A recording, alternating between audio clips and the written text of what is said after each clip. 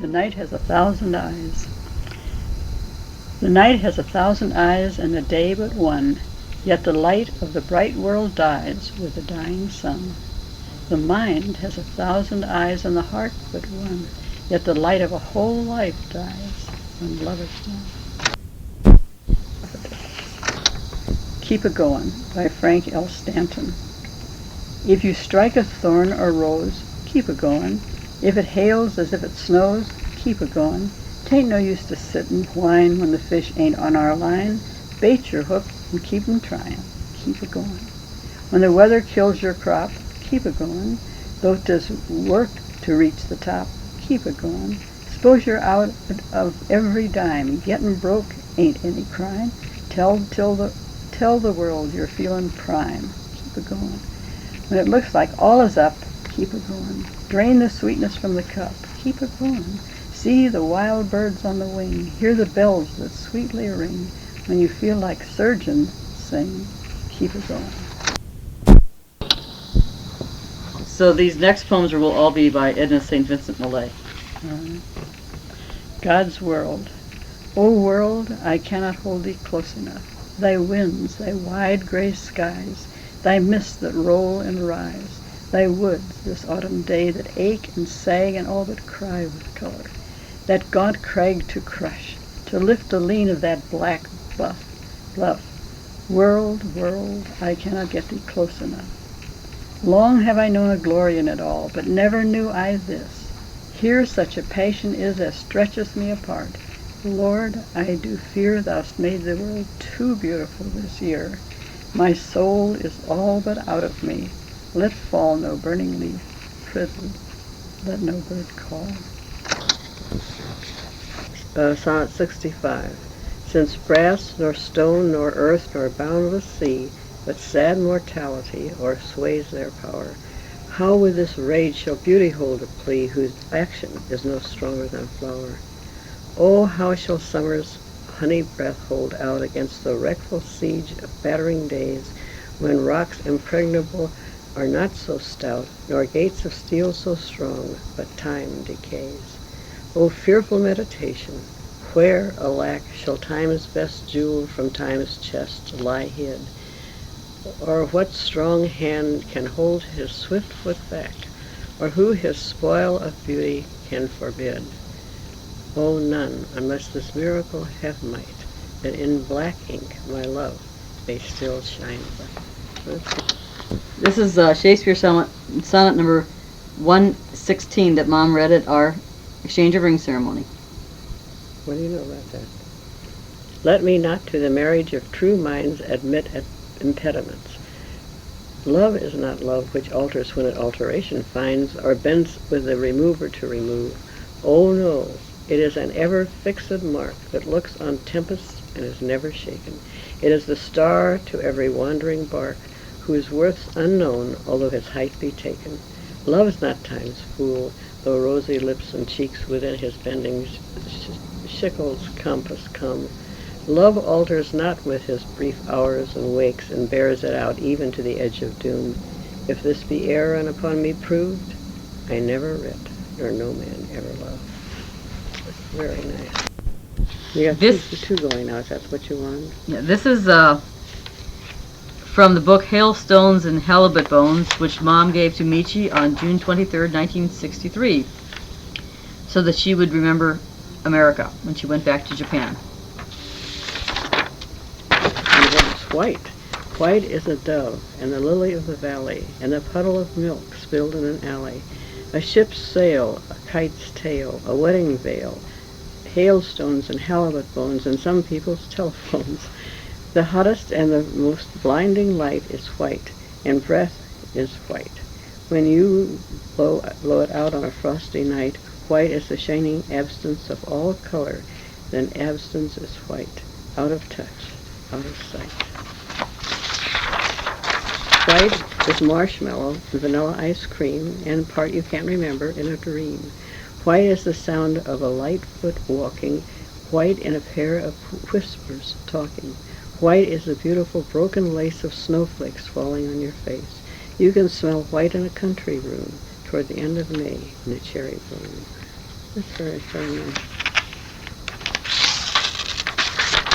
And what is orange? Orange is a tiger lily, a carrot, a feather from a parrot, a flame, the wildest color you can name. Orange is a happy day, saying goodbye in a sunset that shocks the sky. Orange is brave, orange is bold, it's bittersweet and marigold. Orange is zip, orange is dash, the brightest strip in a Roman sash. Orange is an orange, also a mango. Orange is music of the tango. Orange is the fur of the fiery fox, the brightest crayon in the box. And in the fall, when the leaves are turning, orange is the smell of bonfire burning. It's by Edna St. Vincent Millay, and it's Renaissance, one of her most famous poems, I think. Renaissance by Edna St. Vincent Millay. All I could see from where I stood was 3 long mountains and a wood. And this always bothers me every time I read this, and because it should be worth 3 long mountains. Right. Well, okay, now we will begin again and still pretend as if it's correct. All I could see from where I stood was 3 long mountains and a wood. I turned and looked another way and saw 3 islands in a bay. So with my eyes I traced the line of the horizon, thin and fine, straight around till I was come back to where I started from. And all I saw from where I stood was 3 long mountains and a wood. Over these things I could not see. These were the things that bounded me, and I could touch them with my hand almost, I thought, from where I stand. And all at once things seemed so small, my breath came short and scarce at all. But sure the sky is big, I said, miles and miles above my head. So here upon my back I'll lie and look my fill into the sky. And so I looked, and after all the sky was not so very tall. The sky, I said, must somewhere stop, and sure enough I see the top. The sky, I thought, is not so grand, I most could touch it with my hand. And reaching up my hand to try, I screamed to feel it touch the sky. I screamed, and lo, infinity came down and settled over me.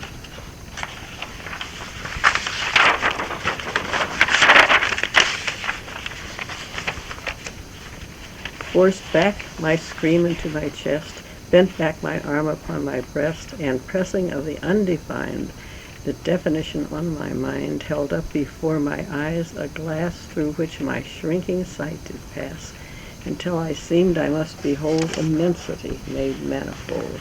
Whispered to me a word whose sound deafened the air for worlds around, and brought unmuffled to my ears the gossiping of friendly spheres, the creaking of the tinted sky, the ticking of eternity. I saw and heard and knew at last the how and why of all things past, present, and forevermore. The universe, cleft to the core, lay open to by my probing sense, that sickening I would fain pluck thence, but could not, nay, but needs must suck at the great wound, and would not pluck my lips away till I had drawn all venom out. Ah, fearful pawn! For my omniscience paid I toll in infinite remorse of soul. All sin was of my sinning, all atoning mine, and all the gall of all regret. Mine was the weight of every brooding wrong, the hate that stood behind each envious thrust, mine every greed, mine every lust. And all the while for every grief, each suffering, I craved relief with individual desire, craved all in vain, and felt fierce fire about 1,000 people crawl, perished with each, then mourned for all. A man was starving in Capri. He moved his eyes and looked at me. I felt his gaze. I heard his moan and knew his hunger as mine own. I saw at sea a great fog bank between 2 ships that struck and sank. 1,000 screams the heavens smote, and every scream tore through my throat. No hurt I did not feel, no death that was not mine. Mine each last breath, that crying, mad answering cry from the compassion of his eye. All suffering mine, and mine its rod. Mine pity like the pity of God. Ah, awful weight! Infinity pressed down upon the finite me. My anguished spirit like a bird beat against my lips, I heard, and yet lay the weight so close about, there was no room for it out. And so beneath the weight lay I, and suffered death, but could not die. Long had I lain thus, craving death, when quietly the earth beneath gave way, and inch by inch, so great at last had grown the crushing weight,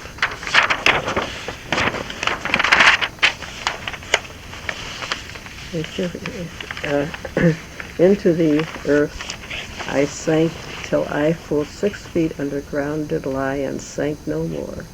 There is no weight can follow here, however great. From off my breast I felt it roll, and as it went my tortured soul burst forth and fled in such a gust that all about me swirled the dust. Deep in the earth I rested now. Cool is its hand upon the brow, and soft its breast beneath the head of one who is so gladly dead. And all at once, and over all, the pitying rain began to fall. I lay and heard each pattering hoof upon my lowly thatched roof, and seemed to love the sound far more than ever I had done before. For rain, it hath a friendly sound to one who's 6 feet underground, and scarce the friendly voice or face. A grave is such a quiet place. The rain, I said, is kind to come and speak to me in my new home. I would I were alive again, to kiss the fingers of the rain, to drink into my eyes the shine of every slanting silver line, to catch the freshened, fragrant breeze from drenched and dripping apple trees.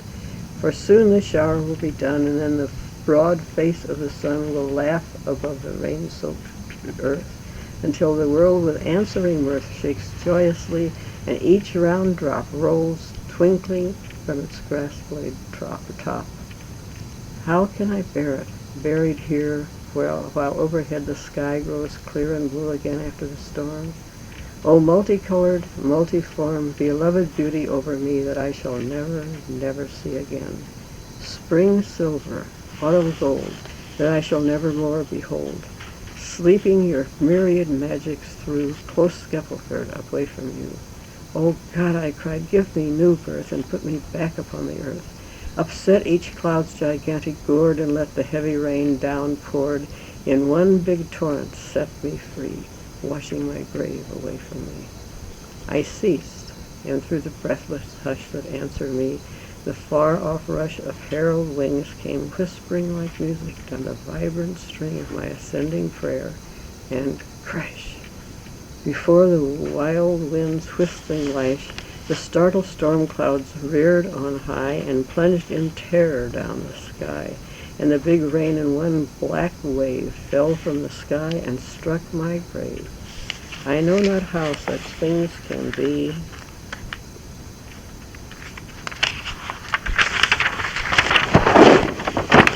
I only know there came to me a fragrance such as never clings to aught save happy living things.